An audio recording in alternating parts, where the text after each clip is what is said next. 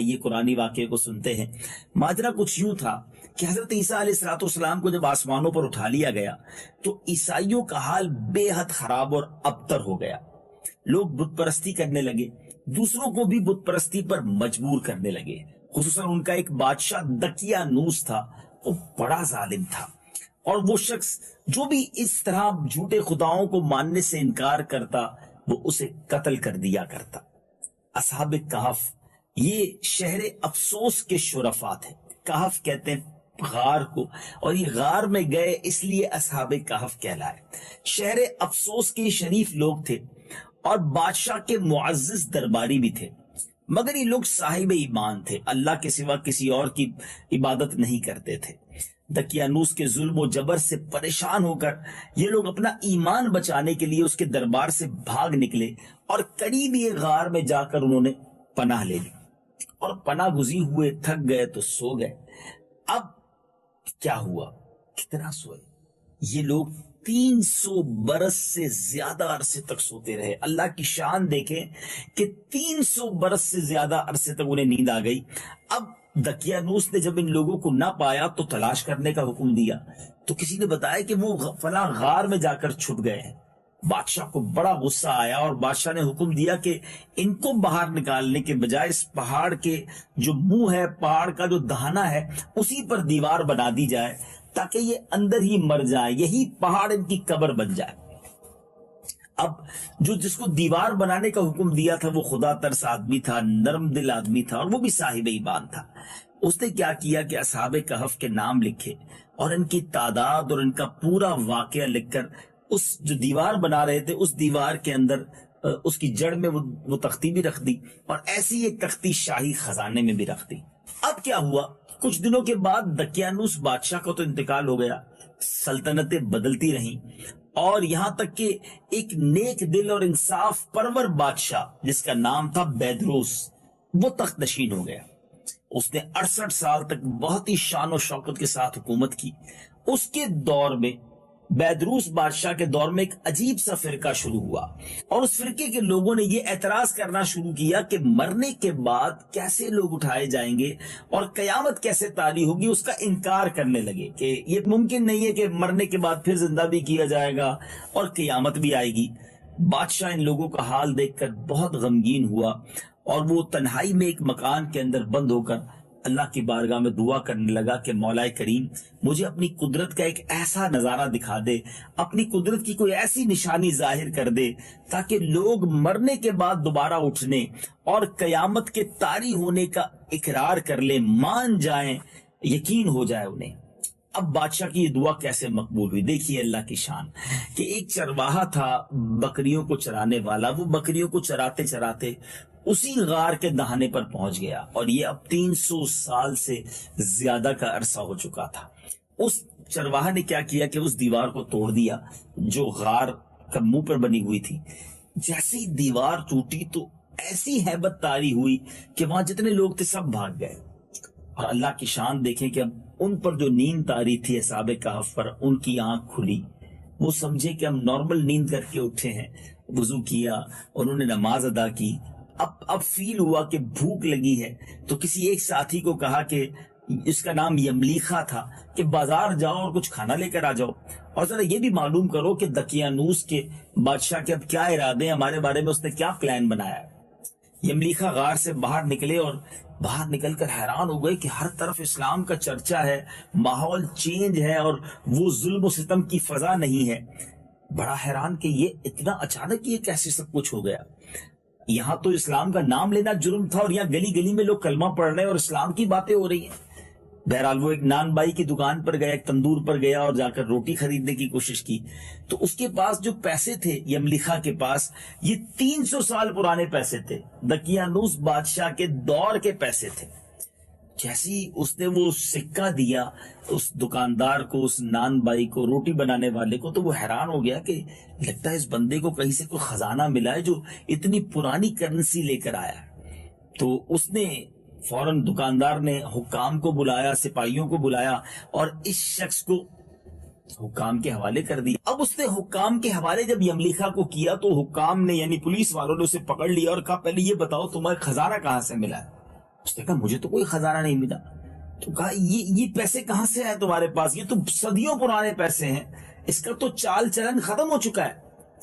تو اس شخص نے کہا کہ نہیں، یہ تو ہمارے ہی زمانے کا روپیہ ہے اور ہم یہی پیسے استعمال کرتے تھے. تو اچھا یہ بتاؤ کہ دقیانوس بادشاہ کا کیا حال ہے؟ یملی خان نے پوچھا. تو انہوں نے کہا اس نام کا تو کوئی بادشاہ نہیں ہے، ہاں صدیوں پہلے ایک بادشاہ ہوا کرتا تھا، ابھی تو بیدروس بادشاہ کا زمانہ ہے. بہرحال یہ دونوں ہی طرف حیرانگی تھی کہ ہوا کیا ہے. یعنی یملیخا کو بھی سمجھ نہیں آ رہا تھا کہ یہ کون سی باتیں ہو رہی ہیں، اور وہ لوگ بھی حیران تھے کہ یہ اتنی پرانی باتیں کیوں کر رہے ہیں. لیکن بہرحال جب یہ تمام باتیں سمجھ نہ آئیں تو یملیخا نے کہا کہ اب میرے ساتھ چلیں اور دیکھیں کہ ہم لوگ تو دقیانوس بادشاہ کے خوف سے ایمان بچا کر بھاگے تھے اور ہم غار میں موجود تھے، آپ ساتھ چلیں، ہمارے ساتھیوں سے بھی مل لیں. اب یہ جب حکام اور یہ پولیس والے جو لوگ تھے، جب وہ وہاں غار پر پہنچے تو وہاں پر اصحاب کہف موجود تھے، اور جب ان کی واپسی میں اتنے سارے لوگ آ رہے تھے تو غار کے اندر لوگ سمجھے کہ لگتا ہے یملیخا گرفتار ہو گئے اور اپنے ساتھ اب بہت سارے لوگوں کو لے کر آئے ہمیں بھی گرفتار کرنے کے لیے. یہ لوگ توبہ استغفار کرنے لگے، اللہ کی بارگاہ میں دعائیں کرنے لگے. حکام نے جب غار پر پہنچے تو وہ صندوق و تختی کو برآمد کر لیا جس میں یہ سارا واقعہ لکھا ہوا تھا کہ یہ لوگ فلاں تاریخ کو غار میں قید کیے جا رہے ہیں، اور وجہ یہ ہے کہ یہ ایمان والے ہیں اور دقیانوس بادشاہ کے ظلم سے بچ کر اندر گئے ہیں. تو اب لوگوں کو یہ بات پتا چلی کہ جناب یہ تو 300 سال سے اس غار کے اندر ہیں. اور جیسے ہی یہ بات پتا چلی، یہ عبارت پڑھی گئی، فوراً بادشاہ کو خبر دی گئی. بادشاہ بھی حیران ہو گیا اور سبحان اللہ اپنے جو عمراء تھے، اپنے جو وزیر تھے، اپنی جو فوج تھی، سب کو لے کر بادشاہ وہاں پہنچا، اصحاب کہف سے ملاقات کی، ان سے پورا واقعہ سنا. اللہ اکبر. اب بیدروس بادشاہ سجدے میں گر گیا، اللہ کا شکر ادا کیا کہ یا اللہ تو نے میری دعا قبول کر لی، اور اللہ تعالیٰ نے ایسی نشانی ظاہر کر دی جس سے موت کے بعد زندہ ہونے کا ہر شخص کو یقین ہو گیا کہ جب 300 سال بعد یہ نیند سے بیدار ہو سکتے ہیں، ان کے جسم بھی سلامت ہیں، یہ جوان بھی ہیں، ان کے جسم پر کوئی فرق بھی نہیں پڑا.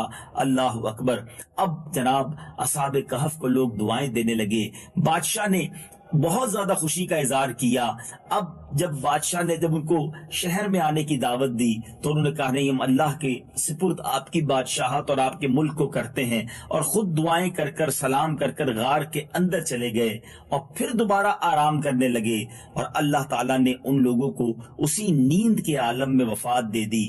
بادشاہ بیدروس نے لکڑی کا صندوق بنا کر اصحاب کہف کی مقدس لاشوں کو اس میں رکھوایا. اللہ تعالیٰ نے اصحاب کہف کا ایسا روب لوگوں کے دلوں میں پیدا کر دیا کہ کسی کی یہ مجال نہیں کہ غار کے منہ تک جا سکے. اسی طرح اصحاب کہف کی لاشوں کی حفاظت کا اللہ تعالیٰ نے سامان کر دیا. پھر بیدروس بادشاہ نے غار کے منہ پر ایک مسجد بنوا دی اور سالانہ ایک دن مقرر کر دیا کہ تمام شہر والے اس دن عید کی طرح زیارت کرنے آیا کریں. سبحان اللہ. ہر سال اصحاب کہف کے مزار کی لوگ زیارت کرنے آتے، اور آج بھی اگر اصحاب کہف کے غار کی زیارت کرنی ہو، ان کے مزارات کی زیارت کرنی ہو، تو جارڈن کے اندر وہاں وہ غار موجود ہے. ویسے تو اس غار کی روایتیں مختلف ہیں، دنیا کے مختلف حصوں میں اس غار کے بارے میں کہا جاتا ہے کہ یہ غار وہاں ہے، مگر آج یونیسیف نے بھی، گورنمنٹ کے اداروں نے بھی، اور الحمدللہ جب ہم وہاں پہنچے تھے تو وہاں ہم نے قرآن کی آیتوں کے ذریعے سمجھنے کی کوشش کی کہ یہی وہ غار ہے، اور اسی غار کے اندر اصحاب کہف کے مزارات موجود ہیں. اللہ کی شان ہے اور یہ واقعہ قرآنی واقعہ ہے. آئیے ناظرین، پیغام قرآن سلسلے میں آپ کو اصحاب کہف کے غار کی طرف لیے چلتے ہیں. آپ اپنی آنکھوں سے اس منظر کو دیکھیے. اللہ کی شان ہے. یہ کیسے لوگ تھے جو 300 سے زیادہ سال تک اس غار میں رہے. ناظرین، آپ نے دیکھا کہ اس غار کے ایک طرف کس طرح روشنی کا سامان ہے. آپ نے یہ بھی دیکھا کہ اس غار کے اوپر مسجد بھی بنی ہوئی ہے. سبحان اللہ. وہ تمام قرآنی نشانیاں جو قرآن بیان کرتا ہے. اصحاب رقیم انہیں کہا گیا اور اس علاقے کو رقیم بھی کہا جاتا ہے. بہرحال اصحاب کہف کی تعداد کتنی تھی؟ اصحاب کہف کی تعداد میں جب لوگوں کا اختلاف ہوا تو قرآن پاک کی یہ آیت نازل ہوئی. چنانچہ پارہ 15 سورہ کہف کی آیت نمبر 22 سنتے ہیں. سيقولون ثلاثة رابعهم كلبهم وَيَقُولُونَ خَمْسَةٌ سَادِسُهُمْ كَلْبُهُمْ رَجْمًا بِالْغَيْبِ وَيَقُولُونَ سَبْعَةٌ وَثَامِنُهُمْ كَلْبُهُمْ قُلْ رَبِّي أَعْلَمُ بِعِدَّتِهِم مَّا يَعْلَمُهُمْ إِلَّا قَلِيلٌ فَلَا تُمَارِ فِيهِمْ إِلَّا مِرَاءً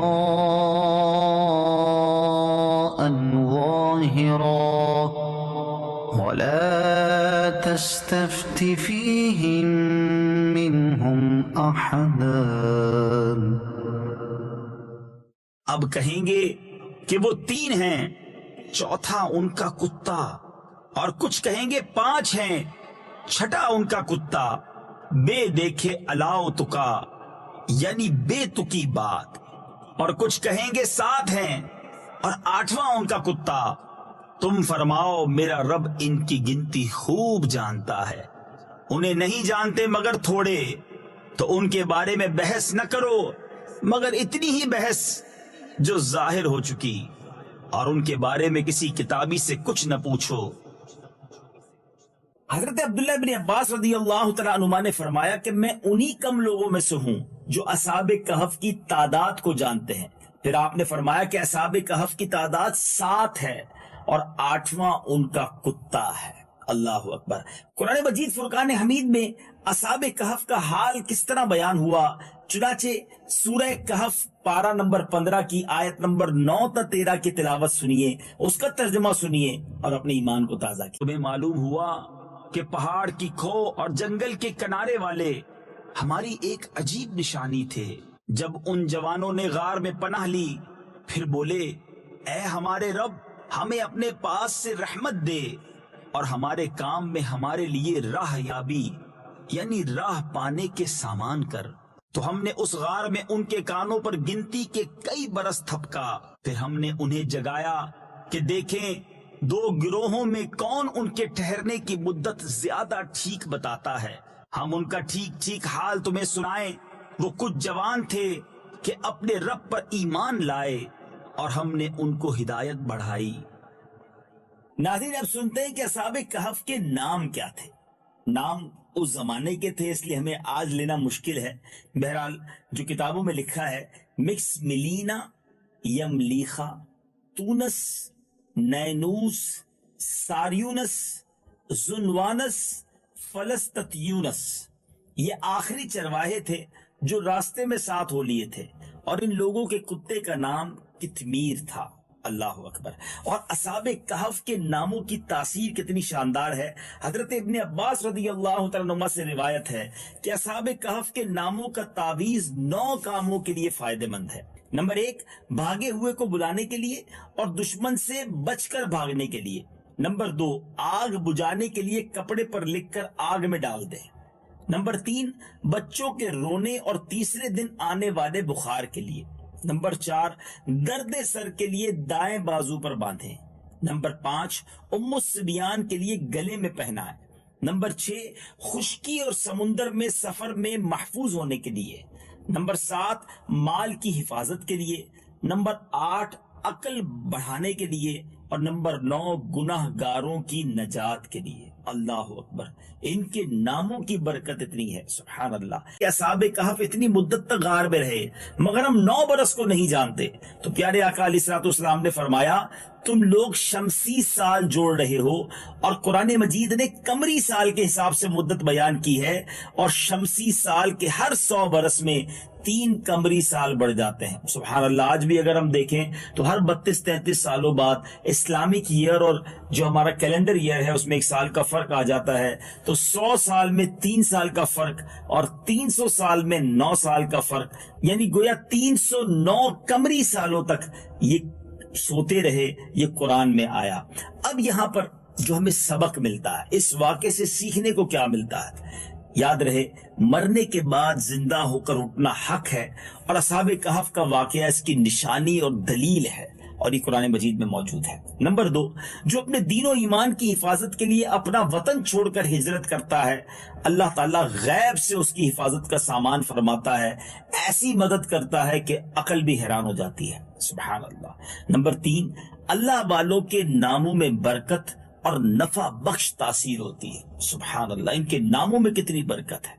نمبر 4، بیدروس ایک ایماندار اور نیک دل بادشاہ تھا، اصحاب کہف کے غار کی زیارت کے لیے اس نے ایک دن مقرر کر دیا۔ اس سے معلوم ہوا کہ بزرگوں کے عرس کا دستور زمانہ قدیم سے چلا آ رہا ہے، یہ نیک لوگوں کا انداز ہے اور بہت پرانا ہے، سبحان اللہ۔ اسی طرح بزرگوں کے مزارات کے پاس مسجد تعمیر کرنا اور وہاں عبادت کرنا بھی بہت پرانا اور مبارک طریقہ ہے، کیونکہ بیدروس بادشاہ نے اصحاب کہف کے غار کے پاس ایک مسجد بنا دی تھی جس کا ذکر قرآن مجید کی سورہ کہف میں ہے۔ اور ایک اور عشق والی بات کہ اصحاب کہف تو جنت میں جائیں گے، مگر وہ کتا جو ان کی غار پر چوکیداری کے لیے تھا، علماء فرماتے ہیں کہ وہ بھی جنت میں جائے گا۔ مجھے بتائیے نا، اس کتے نے کیا عبادت کی تھی؟ وہ تو انسان بھی نہیں ہے، مگر چونکہ اللہ والوں کا ساتھ ہو گیا تو وہ بھی جنت میں چلا جائے گا۔ اس سے پتا چلا کہ نیکوں کی صحبت انسان کو کیا خوش نوازتی ہے۔ ہم بے عمل ضرور ہوں، اگر اللہ والوں کے ساتھ نصیب ہو جائے، ان کی صحبت نصیب ہو جائے تو انشاءاللہ اس کی برکت سے ہمارا بھی بیڑا پار ہو جائے گا۔ امید رکھتا ہوں قرآن کے اس عجیب واقعے کو سن کر ایمان بھی تازہ ہوا ہوگا، رب کی قدرت پر یقین مزید بڑھا ہوگا، اور اب انشاءاللہ نیت کر لیجئے کہ ہم بھی نیکوں کی صحبت اپنائیں، اپنی کمپنی اچھی کر لیں، ہمارا ساتھ، ہمارا اٹھنا بیٹھنا اللہ والوں کے ساتھ، نمازیوں کے ساتھ، نیک لوگوں کے ساتھ ہو جائے تو انشاءاللہ بیڑا پار ہو جائے گا۔ اور دعوت اسلامی کا ماحول وہ ماحول ہے جس میں ہمیں ایسے لوگ ملتے ہیں کہ جن کے ساتھ رہ کر ہم برکتیں حاصل کر سکتے ہیں۔ اللہ کرے ہم سارے دعوت اسلامی کے اس پیارے ماحول سے وابستہ ہو جائیں۔ وقت ہوا ہے ہمارے خوبصورت سیگمنٹ کا جس کا نام ہے تعارف قرآن، اور آج سورہ التکویر کا ہم تعارف سنیں گے۔ مقام نزول، سورہ تکویر مکہ مکرمہ میں نازل ہوئی ہے۔ رکوع اور آیات کی تعداد، اس سورت میں ایک رکوع ہے اور 29 آیتیں ہیں۔ تکویر نام رکھنے کی وجہ، تکویر کا معنی ہے لپیٹنا، اور اس سورت کا یہ نام اس کی پہلی آیت میں مذکور لفظ کورت سے ماخوذ ہے۔ سورہ تکویر کے بارے میں حدیث پاک حضرت عبداللہ بن عمر رضی اللہ تعالیٰ عنہما سے روایت ہے، رسول کریم علیہ السلام نے ارشاد فرمایا، جسے یہ پسند ہو کہ وہ قیامت کے دن کو ایسا دیکھے گویا وہ نظر کے سامنے ہے، تو اسے چاہیے کہ سورہ تکویر اور سورہ اذا السماء انفطرت اور سورہ اذا السماء انشقت پڑھے۔ یہ واقعی 3 صورتیں ناظرین پڑھنے سے تعلق رکھتی ہیں، اس کو پڑھیں اور اس کا ترجمہ دیکھیں تو دل دہل جائے گا، آنکھوں سے آنسو بہ نکلیں گے۔ قیامت کیسے طاری ہوگی اس کا شاندار نقشہ قرآن میں موجود ہے۔ سورہ تکویر کے مضامین کیا ہے؟ اس سورت کا مرکزی مضمون یہ ہے کہ اس میں قیامت کے احوال بیان کیے گئے ہیں اور قرآن مجید کے اللہ تعالیٰ کا کلام ہونے کو ثابت کیا گیا ہے، اور اس میں یہ مضامین بیان کیے گئے ہیں۔ نمبر 1، اس سورت کی ابتدائی 13 آیات میں قیامت کے چند ہولناک امور بیان کر کے فرمایا گیا کہ جب یہ چیزیں واقع ہوں گی تو اس وقت ہر جان کو معلوم ہو جائے گا کہ وہ کون سی نیکی یا بدی اپنے ساتھ لے کر اللہ تعالیٰ کی بارگاہ میں حاضر ہوئی ہے۔ نمبر 2، الٹے اور سیدھے چلنے والوں، ستاروں، رات کے آخری حصے اور صبح کی قسم کھا کر فرمایا گیا کہ بے شک قرآن مجید عزت والے رسول حضرت جبرائیل کا پہنچایا ہوا کلام ہے۔ نیز حضرت جبرائیل علیہ السلام کی شان بھی اس میں بیان کی گئی ہے۔ نمبر 3، حضور پر نور علیہ السلام اور قرآن مجید پر کیے گئے کفار کے اعتراضات کا جواب دیا، اور یہ بتایا گیا کہ پیارے آقا علیہ السلام غیب کی باتیں بتانے میں بخیل نہیں ہیں، اور قرآن مجید سب جہانوں کے لیے نصیحت ہے۔ سبحان اللہ، سبحان اللہ۔ جو اس سے پہلے سورت تھی اس کے ساتھ اس کی مناسبت کیا ہے؟ سورہ تکویر کی اپنے سے ماقبل سورت کے ساتھ مناسبت یہ ہے کہ دونوں سورتوں میں قیامت کی ہولناکیاں اور شدتیں بیان کی گئی ہیں۔